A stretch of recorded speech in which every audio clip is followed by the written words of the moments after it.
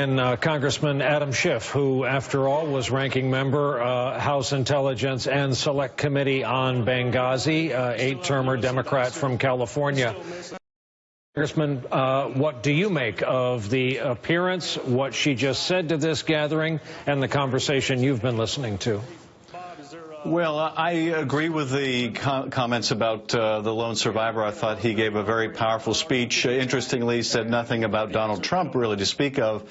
But watching Mrs. Smith, I have to say, was just very hard. She is deeply grieving. You have to respect that grief. But you don't have to respect the fact that the Republican National Committee and the Trump campaign have decided to exploit this tragedy the way they have. We met with most of the family, if not all the family members. They were divided in their view of the events, and I just think it terrible to try to exploit this terrible tragedy that the Republican Party would stoop to this. The Accountability Review Board looked into the handling of Benghazi. It did not lay responsibility at the feet of the Secretary.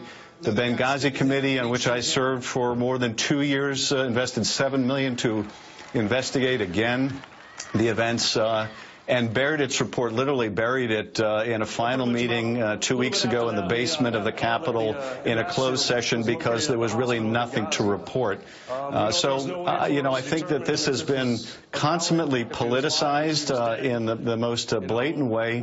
We've lost a great many people over the years around the world at diplomatic facilities under Democratic presidents, under Republican presidents, a great many under Ronald Reagan, for example. We've never politicized a tragedy like this, and I just think it really unfortunate to bring a grieving woman before the convention this way. Congressman, it's Rachel Maddow here in New York. Thanks for being with us tonight. On that point of the way that in Benghazi has been investigated, the accountability reviews of different kinds that have happened both within the State Department, within Congress, including the Select Committee, this massive Select Committee that you on. Do you feel like there's nothing that can be done in terms of investigating or explaining the events of Benghazi that will ever settle the matter, because it has now sort of left the realm of factually what happened there and it has become just a political epithet? Or do you feel like at some point you're optimistic that people will come to agree on the basic facts of what happened, will come to understand it commonly as a people rather than having it seen through a partisan divide? I think those days are unfortunately behind us already. I remember remarking to Chairman Gowdy at the beginning of the Benghazi Select Committee, the only way it could add value is if it was conducted in a very bipartisan way, indeed a nonpartisan way, and if at the end of it we issued a joint report. That would have credibility. Indeed, that's what most of the prior investigations did.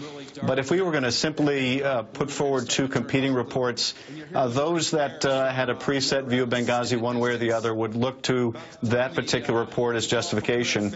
Interestingly, we did put out two different reports, but even the Republican report wasn't able to corroborate any of the GOP conspiracy theories, any of the stand-down orders or any of that stuff. But nonetheless, you have it as an article of faith now such that they want to bring it forward on opening night of the Republican convention. So they're clearly playing to the base tonight. This Benghazi is red meat for them, but I just think it tragic the way they put it forward with a grieving mother this way. Congressman Adam Schiff of California, the ranking Democrat on the House Intelligence Committee and on the Select Committee on Benghazi. Thank you, sir. Appreciate it.